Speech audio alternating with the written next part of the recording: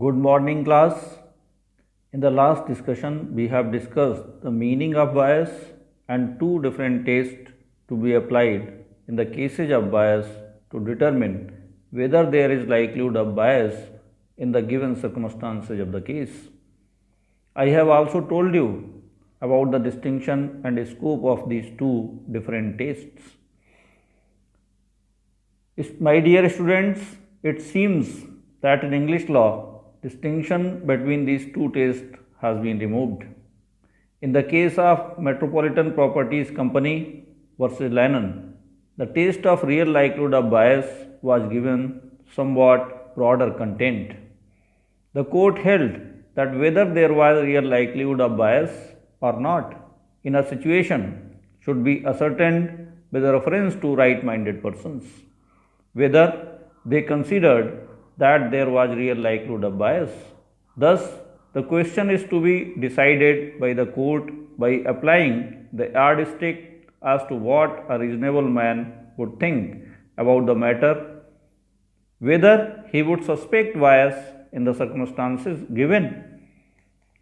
It means that even when the court feels that there was no real likelihood of bias in the circumstances of the case, the court is still to quash the decision if the right-minded or reasonable people would suspect bias on the part of the adjudicator. It also means that court sees the outward considerations and not inward considerations. Thus, the test of real likelihood as now formulated after Lennon case in English law boils down to the reasonable suspicion of bias test, and the proof of actual bias on the part of adjudicator is not necessary. What is necessary is that in the opinion of reasonable men there is real likelihood of bias in the circumstances of the case. Reason being that it is extremely difficult to prove on balance of probabilities that the adjudicator was in fact biased. Bias is an attitude of mind leading to a predisposition towards the issue, and therefore the law looks to suspicion rather than the likelihood. In India, from very beginning, the test applied has been similar to the test laid down in Lennon case in England in 1968. Reference of Manaklal versus Premchand may be taken to see the approach of Indian judiciary in this regard. This case was decided by the Supreme Court of India in 1957. In this case, Dr. Premchand filed the complaint of professional misconduct against Manaklal, who was an advocate of Rajasthan High Court. In order to decide the complaint, the High Court appointed a Bar Council tribunal consisting of the chairman and two other members. The High Court appointed a senior advocate, once Advocate General of Rajasthan, as chairman of the tribunal. The decision of the tribunal was challenged on the ground of personal bias. It was contended that the personal bias arises out of the fact that the chairman of the tribunal had represented Dr. Premchand in an earlier case. The Supreme Court was of the opinion that the chairman had no personal contact with his client and did not even remember that once he appeared on his behalf, and therefore there seemed to be no real likelihood of bias. But in the final analysis, to save the high professional standards, the court quashed the action on the ground that justice should not only be done but must appear to have been done.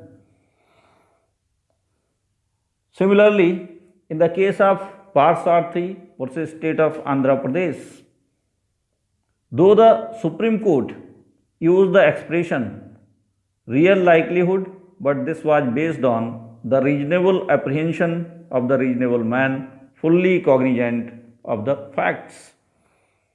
It seems that despite the use of the expression real likelihood, in essence, the test applied was the reasonable suspicion of bias test.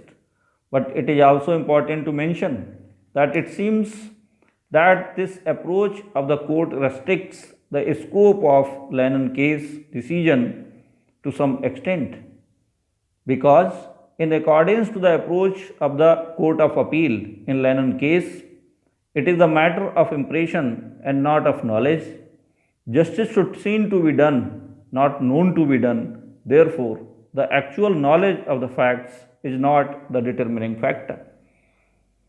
In the case of G. Sharma versus Lucknow University, which was decided in 1976, though the court refrained from applying bias in the instant case because of waiver on the part of petitioner, yet it made some important observations as to the scope of bias.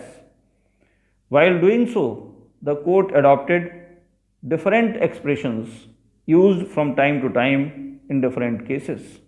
At one place, the court said that the real question is not whether the member of an administrative board, while exercising quasi judicial powers or discharging quasi judicial functions, was biased, for it is difficult to prove the mind of a person.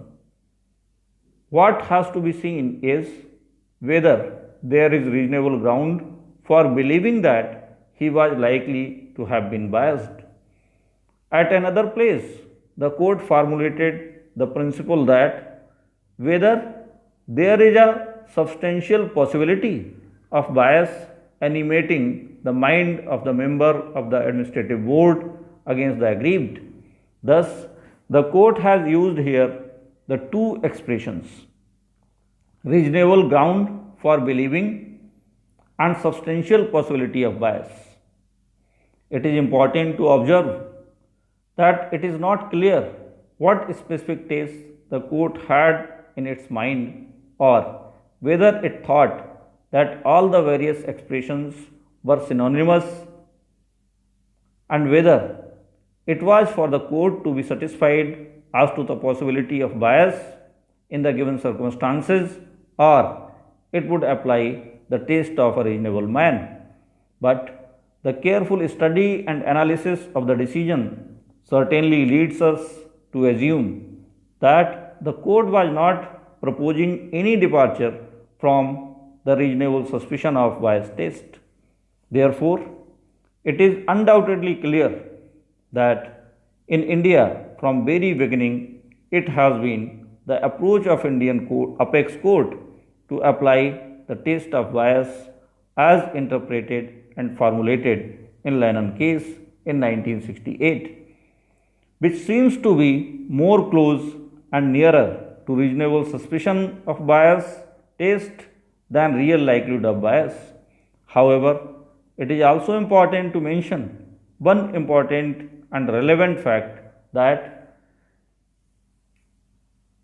the study of the cases of bias in India reveals the fact that Indian judiciary has adopted and still adopts two different and distinctive approaches in deciding two different sets of cases.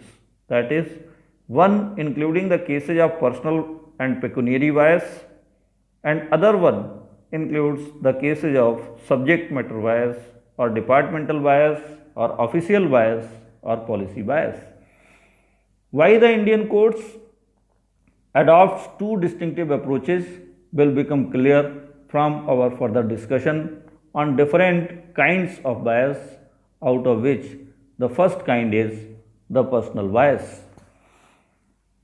Personal bias arises out of a certain relationship of the adjudicator with one party to the case or with the issue in question, which tends him or inclines him unfavorably or otherwise towards one party of the case, and such relationship may develop out of varied form of personal or professional friendship or hostility or enmity. No exhaustive list of such relationships may be possible, and we can only understand with the help of illustrations of decided cases by the courts. Friends, in the case of Mineral Development Corporation versus State of Bihar, the petitioners were granted mining license for 99 years in 1947. In 1953, the Revenue Board issued a notice under sections 10, 12 and 14 of Mining Act 1952 to show cause within 15 days why the license should not be cancelled. The petitioner then submitted the written reply and denied all the allegations. 2 years later, the government issued a notification cancelling the license. The action of the government was challenged on the ground of personal bias. Some additional facts relevant to personal bias were submitted to the court that the owner of the Mineral Development Corporation Limited had contested the election against the Minister of Revenue in the general elections of 1952, and that a criminal case was filed by the minister under section 500 IPC against petitioner, which was transferred by the Bihar High Court to Delhi on the ground of political rivalry between parties. The Supreme Court of India quashed the order of the government on the ground of personal bias. In the case of SP Kapoor versus State of Himachal Pradesh, the Departmental Promotion Committee prepared a selection list after considering the confidential report of candidates.